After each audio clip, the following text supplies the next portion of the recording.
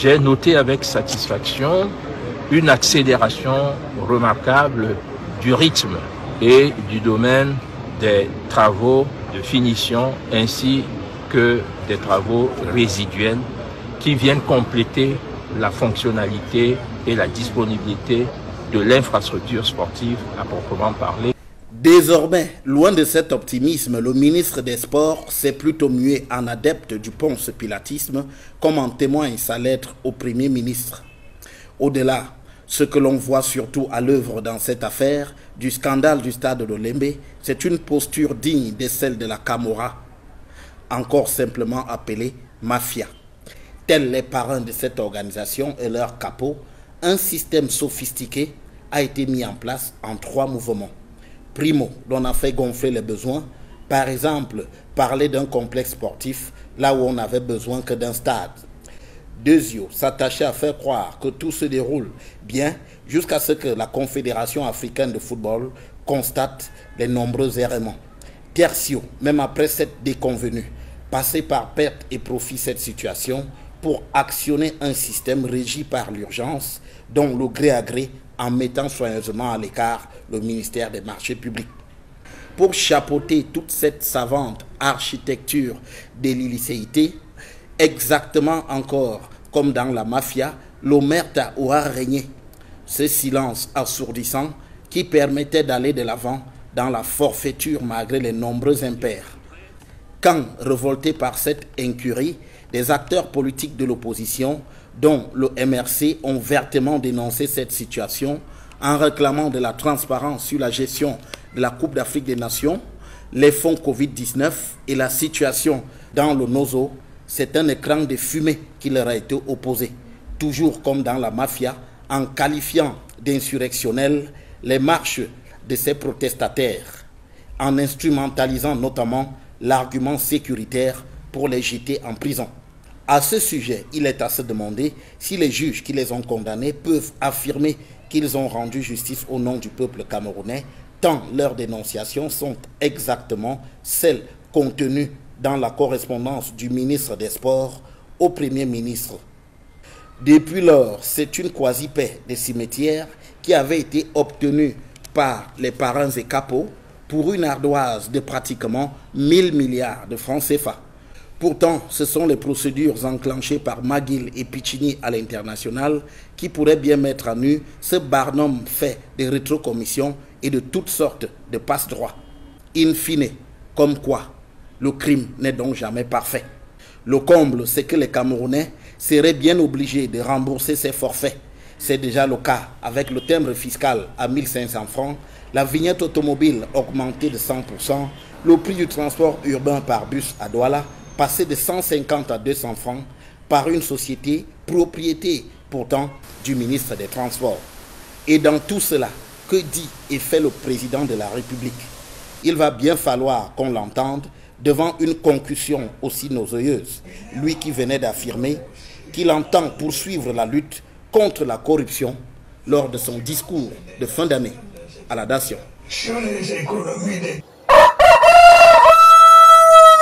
C'est pour ça que je vous dis, faites attention. Les réseaux sociaux nous distraient beaucoup. On est en train d'exécuter Cabral Libye devant vous. On rit. Le ML rit. Le RDP rit. Ça a été comme ça pour tout le monde. On a pris Kamto en 2018, Kamto président élu. Je vous ai dit, c'est que tous ces gens-là sont des jouets. Kamto est en mission. Peut-être qu'il ne le sait pas, mais il est en mission pour accompagner Paul Biya dans sa robladise. Ça n'a pas tardé. 2024, Albert Zongam lui-même est venu vous dire que moi, Albert Zongam, c'était moi l'instigateur en 92 pour voler les élections. C'était moi. J'ai volé l'élection de John Fundi pour donner à Paul Biya. Le même Albert Zongam aujourd'hui est donc le conseiller spécial de Kamto. Et Kamto a perdu les élections en 2018. Alors Paul Biya n'a-t-il pas envoyé Albert Zongam là-bas pour aller faire ce qu'il sait faire, c'est-à-dire la fraude électorale dans le MRC? C'est des questions. Alors pourquoi est-ce que je vous parle de tout ça? Parce que personne au Cameroun ne peut gagner Biya à une élection. Pas parce que Biya est trop fort. Parce que ces gens que Biya a mis en place sont tous ou la plupart des voleurs. Donc chacun est prêt à Yaoundé en tant que gouverneur. Que Paul Biya gagne à Yaoundé. Qui perd, Paul Biya doit gagner. Pour que tu montres que oui, monsieur le président, tu m'as nommé gouverneur ici, tu ne peux pas perdre à Yaoundé. Tu ne peux pas perdre du Grand Nord.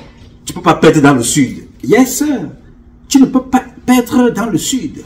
Tu ne peux pas perdre à l'est. Tu ne peux pas perdre à l'ouest, au nord-ouest, au sud-ouest.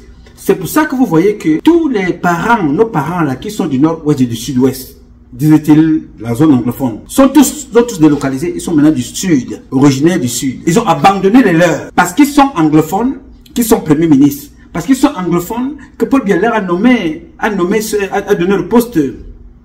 Parce qu'ils sont anglophones, que Paul Biya a donné le poste de ministre de l'administration territoriale. Mais ils ont abandonné les leurs. Ils vivent maintenant dans le sud. Puisqu'on vous a fait comprendre que quand tu es ministre de ton village. Tu n'es pas ministre de la République. Tu es élu de ton village. Tu n'es pas élu de la République. Donc, le nord-ouest et le sud-ouest sont donc abandonnés de l'autre côté. Mais, tous les enfants du nord-ouest et du sud-ouest vont voter 100%. Bien que personne n'y ait, bien qu'il n'y ait pas élection là-bas. Ça fait depuis 2016.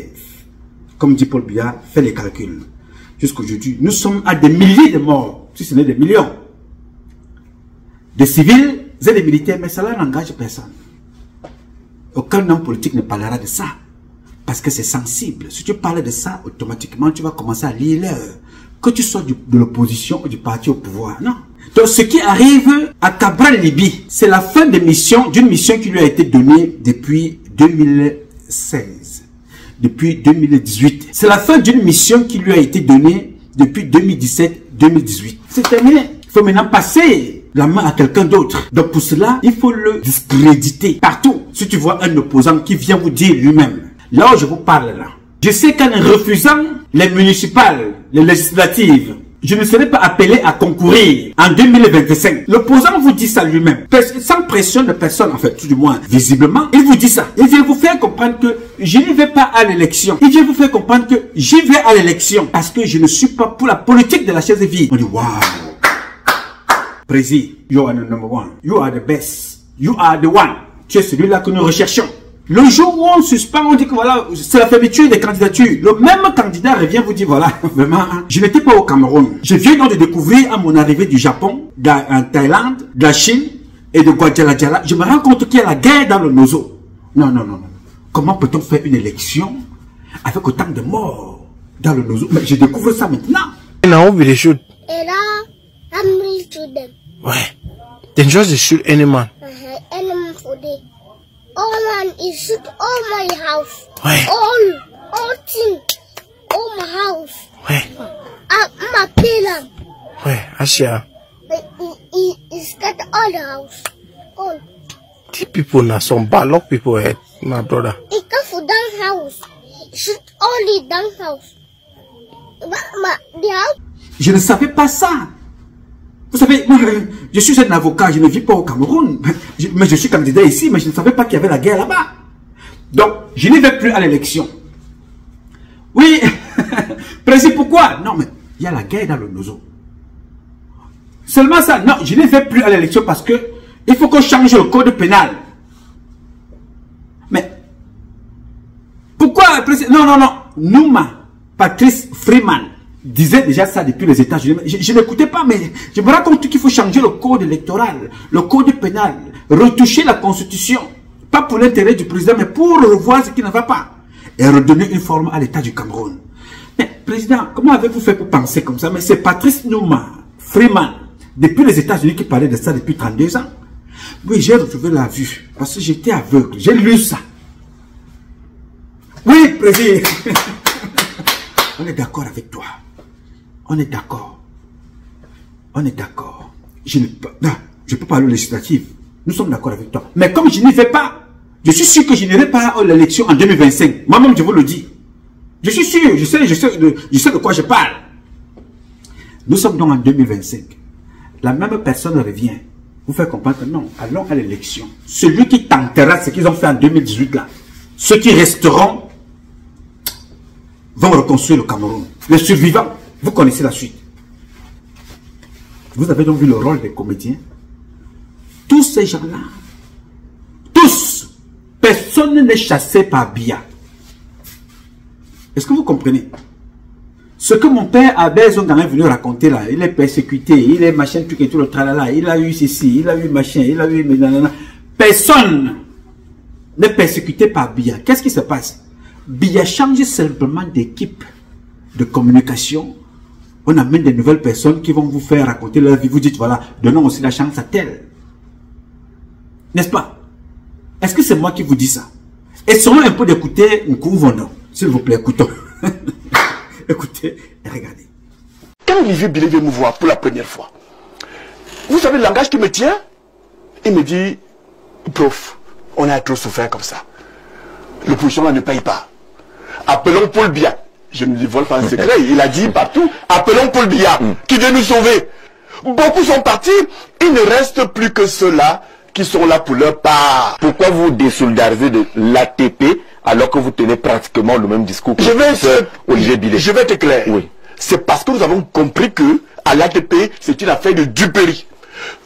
Pourtant, le discours est le même. Oui, non, oui, le discours est le même au fond. Oui. Le discours est le même. Encore qu'il faut que je vous le dise, je suis l'un des concepteurs du projet de l'ATP, oui, avec des acteurs. Nous nous sommes assis et on a pensé ce projet. Mais le premier projet, vous voulez que je le cite? Allons-y. Olivier Bilé. Oui. Quand Olivier Bilé vient me voir pour la première fois, vous savez le langage qui me tient? Il me dit, prof, on a trop souffert comme ça. L'opposition là ne paye pas. Appelons Paul Biya. Je ne dévoile pas un secret, il a dit partout, appelons Paul Biya, qui vient nous sauver. Mettons en place une trahison, allons lui proposer le projet, et nous allons nous battre pour qu'il soit élu, en nous intégrant. Je lui dis, mais mon Dieu. Mais au moins, logiquement, alors, si le projet est accepté par Paul Biya, c'est le même résultat à la fin. S'il vous plaît. Si vous cherchez le résultat, alors, il peut être quand je vois Olivier Bilé est conduit, il rencontre d'autres acteurs avec le même discours. Il se rend compte que la pilule ne passe véritablement pas. Ça, je vous apprends, vous le savez très bien. Il revient donc avec le plan B, qui est celui de la transition, sans Paul Biya. Je dis, dans ce cas, nous pouvons y aller. Mais il se passe que, je découvre que, Olivier Bilé, Célestin Djamène, ils ont des apportés avec le ministre Momo, qui les attire en leur disant, vous savez bien l'histoire de Miss Momo. L'opposition ne paye pas. Il faut aller à la mangeoire. On n'engueule pas celui qui partage la viande à la réunion. Et vous voulez que je marche avec des gens comme ça? D'où la rupture entre Mouna et l'ATP.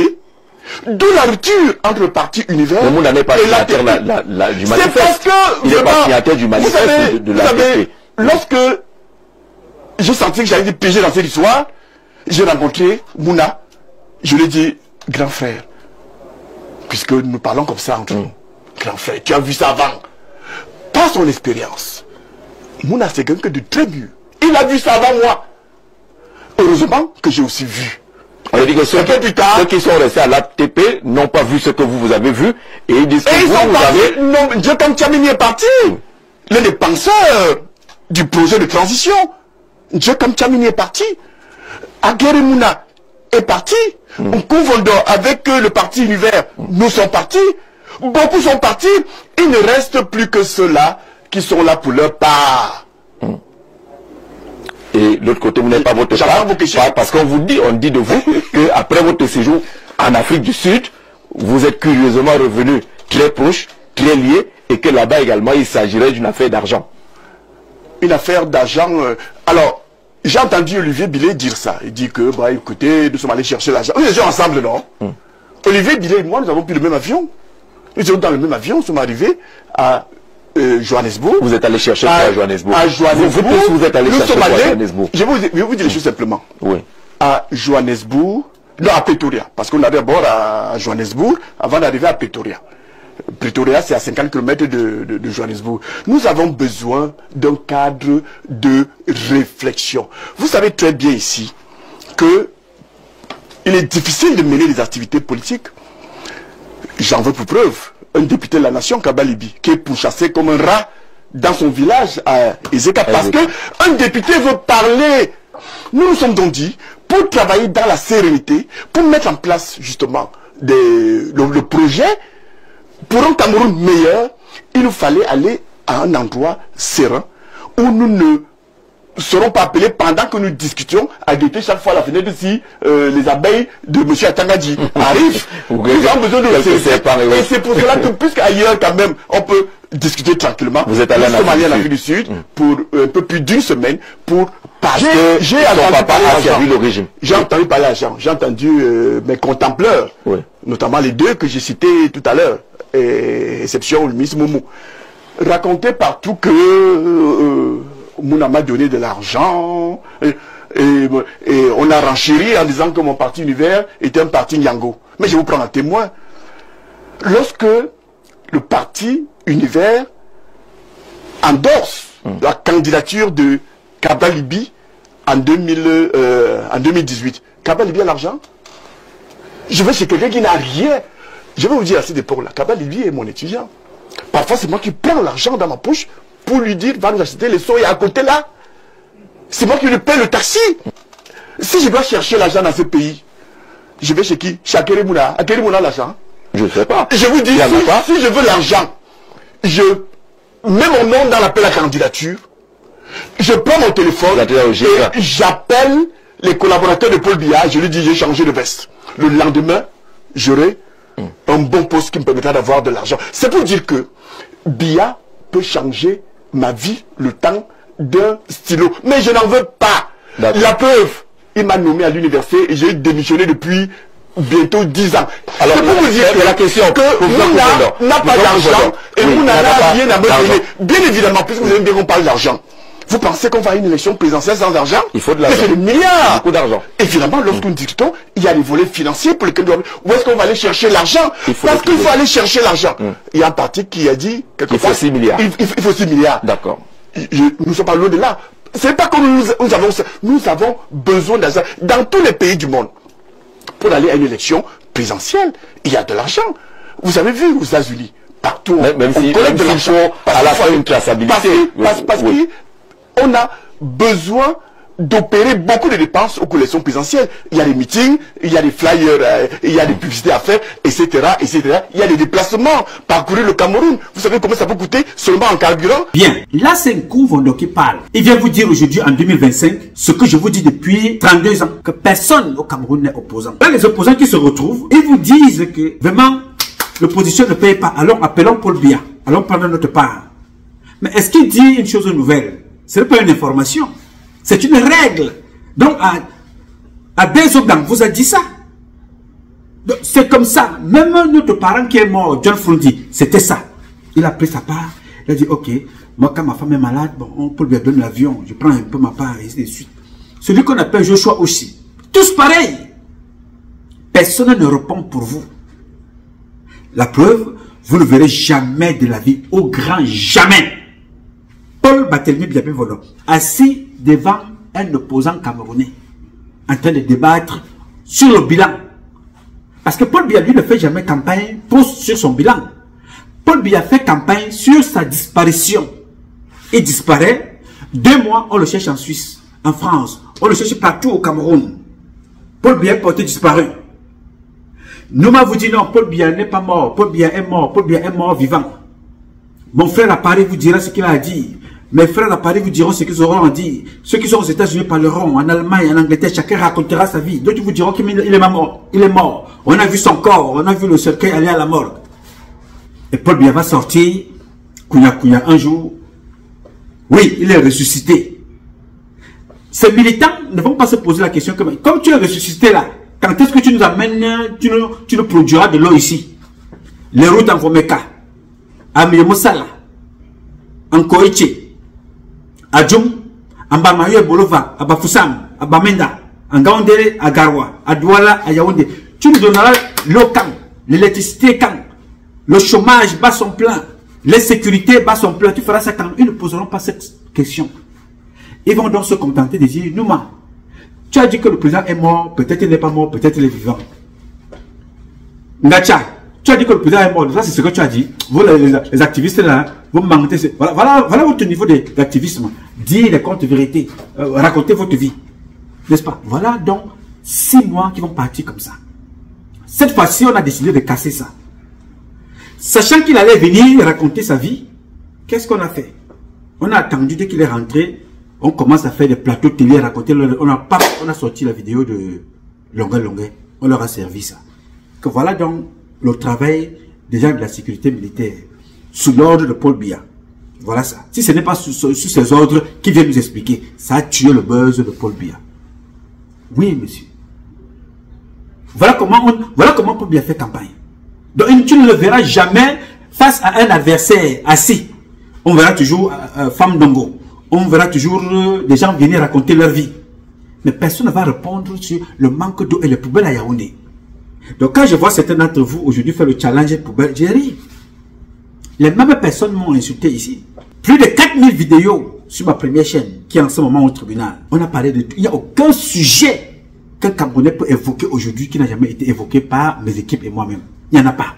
Mais à l'époque, que faisiez-vous? Au lieu de se concentrer sur l'essentiel, Paul Biya envoyait certains d'entre vous nous insulter. Aujourd'hui, je me réjouis, je dis, ah, il n'y a Dieu que Dieu. Le temps passant, Dieu qui vit dans le temps a permis avec le temps de voir ce qui se passe en votre temps aujourd'hui. Et vous venez donc maintenant parler. Je suis fier de vous parce que je n'étais jamais pressé. J'ai vu mon compatriote, le commissaire Ebene, vous dire tout ce qui se passe comme satanisme au Cameroun. Ce qu'il a connu, ce qu'il a vu faire, ce qu'il a dénoncé.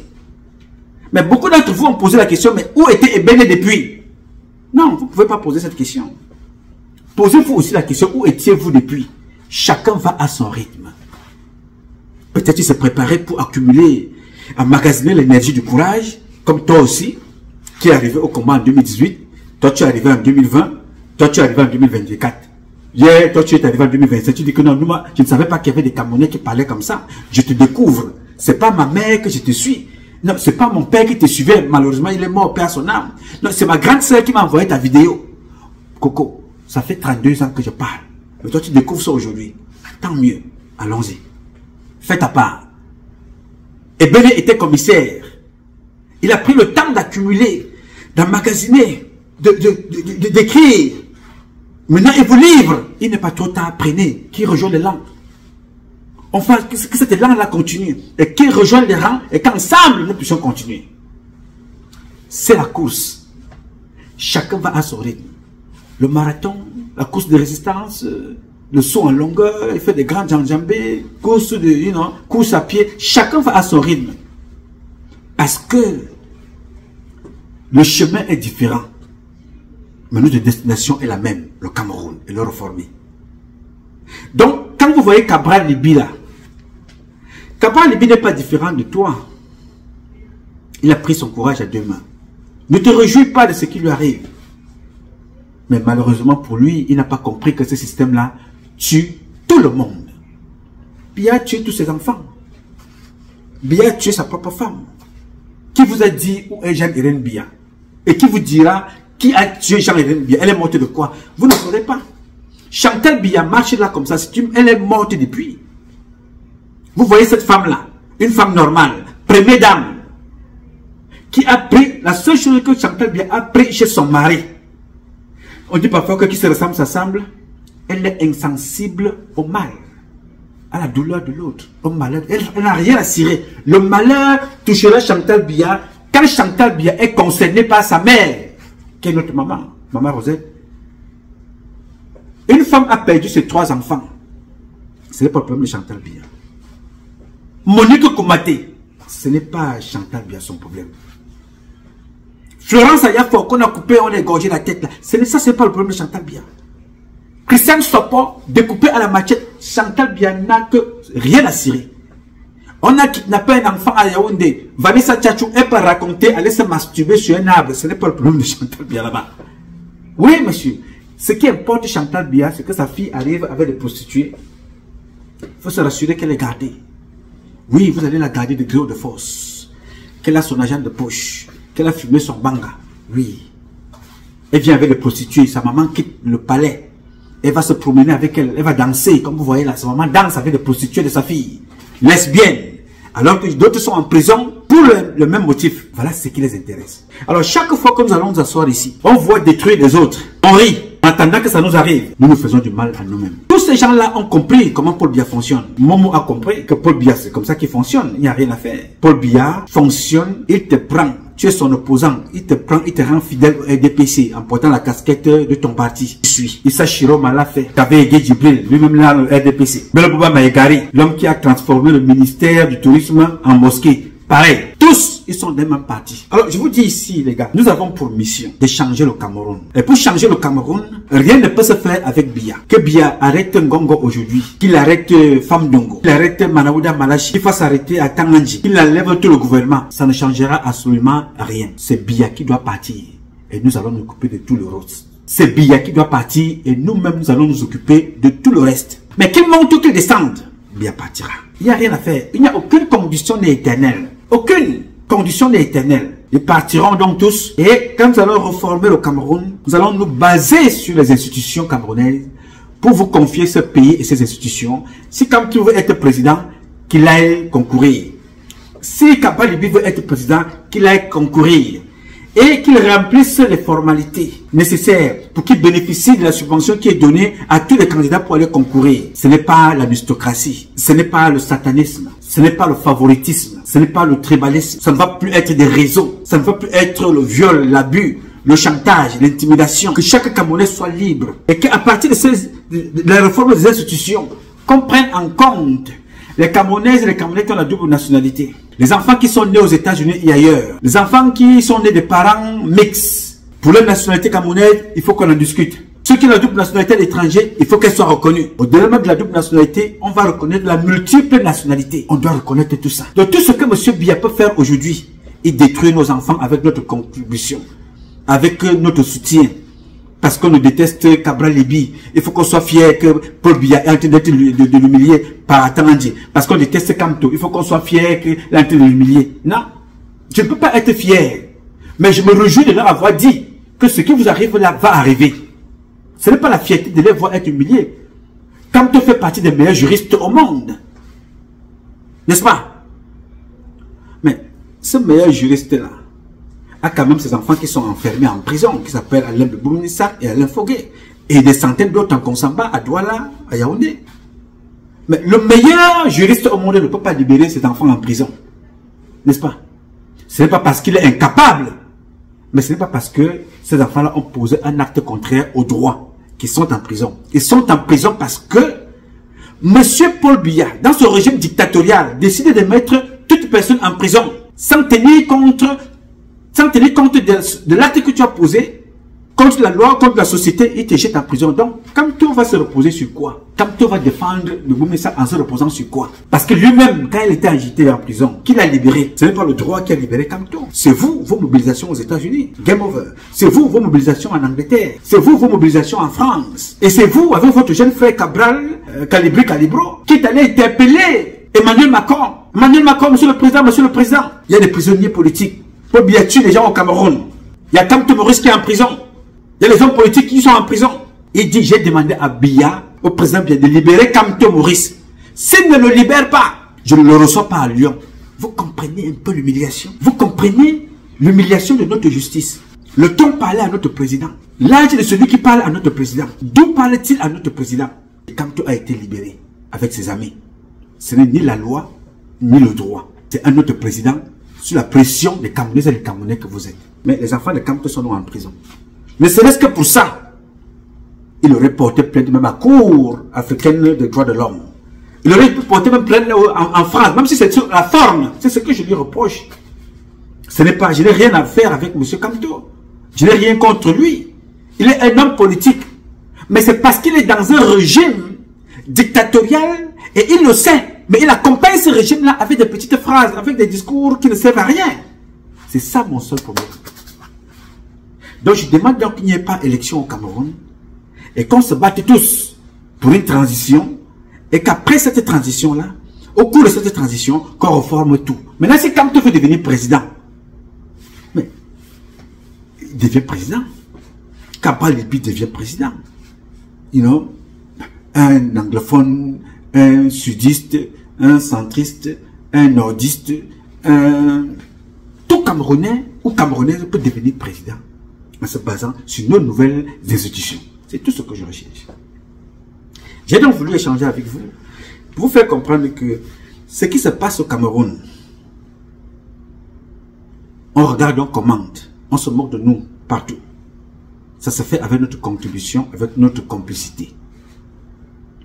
Tout simplement. Il n'y a rien là qui est nouveau. La seule chose qui doit être nouvelle, c'est que nous ne pouvons jamais tous être d'accord pour chasser Biya. S'il fallait être d'accord pour chasser le président Alpha Condé, les militaires n'allaient pas être là aujourd'hui. Et même parmi les militaires, il y avait des militaires qui protégeaient Alpha Condé, mais c'est un petit groupe de militaires qui les a neutralisés. Et c'est ce qui se passera chez nous. On n'aura jamais un consensus. Nous tous allons chasser Biya. Non. Il y aura un groupe qui chassera Biya et qui va imposer la transition dans notre pays. Et cette transition-là se fera. Je ne veux donc pas que tu viennes pleurer ici, comme ceux qui sont en train de raconter leur vie là. Oui, la liste électorale. Donner la liste électorale. Tout ça, c'est des gens qui sont en mission pour Paul Biya. Toutes les personnes que vous voyez là, aller concourir pour l'élection là, ils sont en mission. Paul Biya ne chasse personne. Ce sont des mécanismes qui sont mis sur pied pour aider ces gens-là à faire croire qu'ils sont détestés. Albert Zone est convoqué. Non, ils vont s'indigner. L'élection a fait dire, non, les listes électorales ont fait ceci avec les camps. Ils savent ça. Puisqu'ils ont vécu ça en 92. Ils ont vécu ça en 2011. Ils ont vécu ça en 2018. Ils sont en train de ramener ça en 2025. S'ils ne sont pas des complices de Paul Biya, ils sont quoi? Ils sont des alliés. Fidèles alliés. Tous ces gens-là ne peuvent pas faire le contraire. Ou alors, ils décident de ne pas aller à l'élection. En ce moment-là, on est d'accord avec eux. S'ils partent, il ne faut donc pas qu'ils se plaignent. Parce que c'est les armes qui s'utilisent pour distraire le peuple camerounais. Je n'ai pas attendu. Vous avez entendu le Kouvono en 2025. 2023, c'est Albert Zongan qui vous disait comment ils ont volé les élections. En 2024, on a trouvé des gens là-bas à l'ouest, chez mon parent Kamto, dans des maisons, en train de fabriquer des fausses cartes d'identité et des fausses cartes d'électeurs. Sur cette route qui relie les arrondissements de Fumbo, Massangam et Malantoine, des barricades sont posées depuis 2 jours par des populations en colère à la suite d'une curieuse découverte faite au domicile d'un homme présenté comme cadre du parti au pouvoir dans l'arrondissement de Massangam. Hier matin, je suis entré dans la concession de M. Kosovo. Mais lorsque j'entre derrière une maison qui est située derrière la maison de son papa, j'ai trouvé un kit avec les policiers venus de la région de l'Ouest en train d'établir les cartes nationales d'identité. Ces suspicions seront renforcées, dit-il, par le refus d'établir la carte nationale d'identité d'un jeune qui l'a envoyé à dessein. J'ai envoyé un enfant pour établir la carte, il a été chassé et c'est pour ça qu'il nous a inquiétés et on a barré la route. En plus du poste d'identification suspect, il y avait des agents de l'Échange Cameroun pour enrôler les personnes ayant nouvellement obtenu leur carte nationale d'identité. Mais ce qui courrouce ces populations, c'est que ces personnes n'étaient pas connues au sein de leur communauté. Nous avions saisi les cartes des gens qui ne sont même pas de l'arrondissement de Massangam. Le maire de Massangam soupçonne des manœuvres préparatoires à la fraude électorale lors des scrutins qui pointent à l'horizon. Chemin faisant, on s'en rend compte qu'on était en train de préparer les charters. Parce que moi-même dans mon téléphone, j'ai filmé les cartes des charters. Il faut que ceux-là, ceux qui pensent dans leur tête qu'ils peuvent truquer les élections à Massangam, c'est des trompes. Cet agent de l'Échange Cameroun nie les accusations, faisant état de ce qu'ils enrôlaient dans un domicile privé. Il y a beaucoup de personnes qui sont venues constater que je n'étais pas dans un domicile, j'étais en face.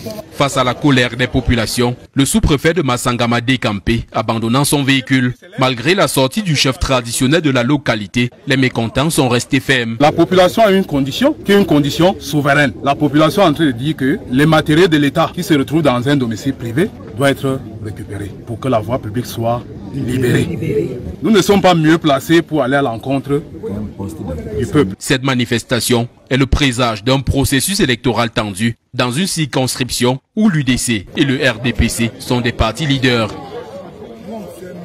Ça se passe devant vous. Ces gens-là sont où? Ils sont en prison. Mais les militaires de Kamto sont en prison pour avoir dit qu'ils ont gagné. Mais celui qui fait le faux, au nom du RDPC, n'ira pas en prison. Mais les avocats de l'opposition le savent. Ils ne portent pas plainte. Ils ne se plaignent pas.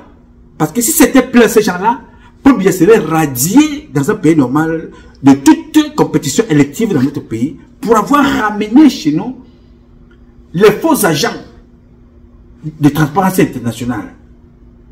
Les faux observateurs de Transparence Internationale. Mais ils ont croisé les bras parce que ça fait partie des articulations qu'ils utilisent. L'opposition et le pouvoir. Pour distraire les Camerounais. Alors c'est pour ça que je vous ai dit, je ne serai plus là pour vous parler tous les jours, il y a telle chose qui s'est passé, il y a telle chose qui s'est passée, non. On a fait ça, on vous a tout démontré. Maintenant nous nous préparons aussi à rencontrer des personnes, ceux qui soutiennent Biya, pour leur faire comprendre que nous avons beaucoup attendu. 42 ans, 7 mandats, 62 ans en tant qu'homme politique, maintenant il est temps de réfléchir autrement. Demain, ne nous accusez de rien. Voici ce qui s'est passé. Voici ce qui se passe aujourd'hui. Voilà ce que nous proposons pour notre pays. Nous faisons aussi la même démarche. Et cette démarche-là aurait pu être faite avec le concours de Paul Biya et tous les Camerounais assis et parler et dialoguer. Mais nous voulons toujours nous associer aux autres pour qu'on dise voilà, non, tel a mis l'influence, tel a fait ci, tel a fait ça. On ne peut rien régler chez nous entre nous. Il faut donc utiliser les forces extérieures. On ne peut rien parler sans armes. Vous avez les armes, il faut qu'on cherche donc les armes à l'extérieur. Pour qu'on s'impose, il faut qu'on s'entrechoque. Ce que nous pouvons faire en dialoguant, nous sommes obligés de passer par les armes, la force, la guerre, pour finir par le dialogue. Si ce n'est pas la bêtise, c'est quoi? Hein? Donc, aujourd'hui, d'autres célèbrent le départ de Mankui, d'autres célèbrent le départ de Samnik, mais c'est la fin qui justifie les moyens. Ils savent automatiquement qu'ils doivent finir comme ça parce que, vu le régime qu'ils servent, on ne leur donne pas l'occasion de faire quelque chose de bien. Non, ils n'ont pas l'occasion de faire quelque chose de bon. Alors, ils décident de faire dans le faux. Comme tu as été nommé dans le faux en tant que gouverneur, en tant que ministre, en tant que colonel, on te pousse dans le faux et c'est dans ce faux-là qu'on va aussi te chasser, on te poursuit, on te jette en prison, on prend quelqu'un d'autre, on met là-bas et on recommence. On rebolote. Est-ce que c'est une vie? Non. Ce n'est pas ce que je souhaite pour les prochaines générations. Nous devons être des livres penseurs. Je ne sais pas combien de sang humain Elon Musk a bu. Je ne sais pas combien de chair a-t-il mangé pour être l'homme le plus riche au monde. Je n'en sais rien. Mais chez moi, je suis sûr qu'il y a plus intelligent aussi. Plus intelligente. Et nous pouvons faire mieux que tout ce monde. Alors, mobilisons-nous pour nous débarrasser de ces gens. Je tiens pour responsable ce qui se passe au Cameroun. Nous tous, chacun dans son domaine respectif est responsable. Les hommes politiques le sont. Les militaires le sont. Les généraux le sont même encore plus. Les gendarmes, les policiers le sont. Les hommes d'affaires le sont. Les élus le sont. Même les chômeurs le sont. Tout le monde est responsable. Il est longtemps que je te pose la question. En allant crier RDPC, oyez, oyez, oyez. Depuis combien de temps le fais-tu? Et qu'est-ce que tu as reçu en retour? On va faire les défilés, on va noter, même le carburant, c'est pas vous ne l'aurez pas, mon frère. On dit la patrouille en tout Yaoundé nous voir, RDPC, même le carburant. Comme vous allez nous avoir quelqu'un, mon frère, après on va dire que les gens savent. C'est RDPC, on pense à mon frère. Tu vas répéter sûrement, tu manques les gens comme ça. Tu commences à aller. Quand vous venez nous sauver, vous nous sauvez. RDPC, c'est la force. RDPC, c'est ça, la force, c'est la force de Malonec. Tu nous manques ici, allez me voter, tu nous manques, vous mettre le carburant. Alors, réciter Paul Biya, Ayob, Ayob, Ayob, depuis combien de temps le fais-tu? Et quoi as-tu reçu en retour? En allant réciter Kamto président, depuis combien de temps le fais-tu et qu'as-tu reçu en retour? En allant réciter Cabral Libi, depuis combien de temps le fais-tu et qu'as-tu reçu en retour? Tous ces gens-là ont tous été utilisés par le même système qui les broie et veut les faire passer pour des victimes ou bien qu'on tombe de pitié pour les uns et les autres. Non. Évitons ça. Qu'on tue les nôtres devant nous avec notre propre complicité, avec notre concours. Tous ces enfants-là sont des enfants de la République. Peut-être certains n'arrivent pas à voir, c'est pour ça que nous parlons ici. Peut-être n'arrivent pas à comprendre, c'est pour ça que nous continuons de crier ici. Mais il est donc temps que chacun de nous prenne ses responsabilités. J'ai donc voulu dire ici que hier c'était Kamto. J'ai donc voulu vous rappeler ici que mes chers compatriotes, nous n'avons pas deux terres. On va pouvoir avoir la nationalité française, anglaise, américaine, chinoise, whatever américaine. Nous restons camerounais dans le sang. Beaucoup d'entre nous avec des nationalités américaines ou françaises sont enterrés au Cameroun. Si tu ne fais rien aujourd'hui, tu es en train de creuser ta tombe pour demain. Et cette tombe-là, c'est aujourd'hui les enfants qui sont dans le nose qui peuvent vous dire comment les leurs sont enterrés là-bas. Il faut poser la question aux anglophones, nos parents de la zone anglophone, ils vous diront. Ceux qui sont dans le sud, ils vous diront aussi que Yeba ici et les autres passent leur temps à aller déterrer les corps dans les cimetières. Quelle est cette république? Ça ne fait pas partie de nos valeurs. Il faut donc revoir tout ça pour l'intérêt de la masse. J'ai dit. Alors, mes chers compatriotes, ce combat est un combat de tous et de chacun pour un intérêt commun. C'est avec la volonté des Camerounaises et des Camerounais que vous êtes et la bénédiction de Dieu que nous vaincrons. En attendant, le combat continue. Ce combat continue parce qu'un Cameroun nouveau est possible. Chacun d'entre vous dans son domaine respectif.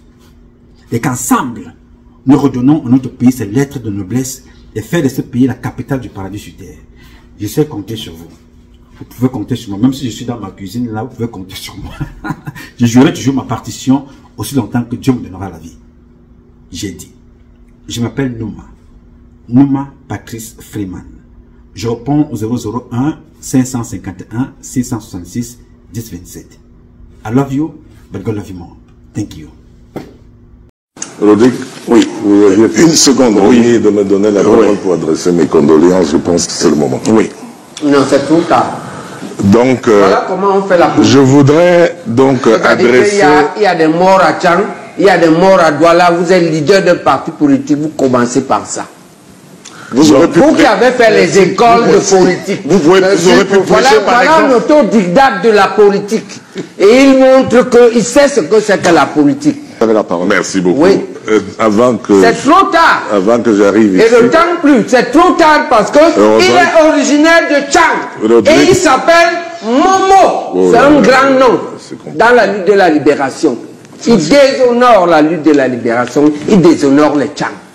Ce monsieur. Il déshonore le... Il ne parle pas au nom de Tchang ici. Jean de Dieu. Voilà un politicien. Rodrigue, merci beaucoup. Vous étiez à l'école, mais vous n'avez rien appris, monsieur Momo. S'il vous plaît, Jean-Baptiste. Science politique traditionnelle. On n'insulte pas celui qui partage la viande dans la réunion. Il te donne l'os. Celui qui partage la viande à la réunion, il vous donne l'os si vous l'insultez. Ou il vous donne même pas. Je peux tout accepter, qu'on me traite de tous les noms, sauf questionner mon patriotisme. C'est insupportable. Et surtout venant des gens, premièrement, qui n'ont jamais rien fait pour leur pays, et deuxièmement, qui ne savent absolument rien de ce dossier.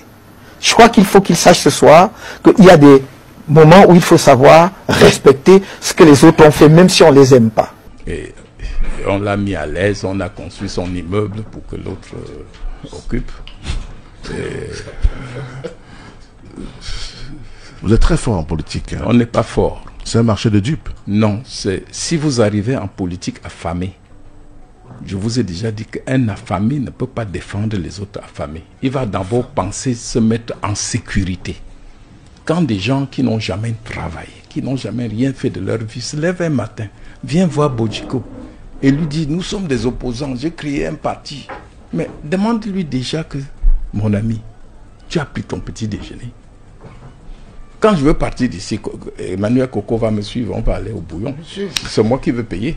Non. Mais Abel Zamba, lorsque vous évoquez cette histoire du passé, pour la jeune génération qui nous écoute, est-ce que vous n'avez pas le sentiment de, comment je vais dire, que ces jeunes ne vont plus croire en ce qui se fait aujourd'hui, en se disant, c'est ce qu'ils ont fait en 92, ils peuvent le refaire aujourd'hui? Non, je dis donc... Ne plus espérer aux hommes politiques, donc, ne plus croire aux hommes politiques. Très bien, je dis aux hommes de se méfier, de bien voir le passé, le présent, le vécu d'un homme avant de le suivre.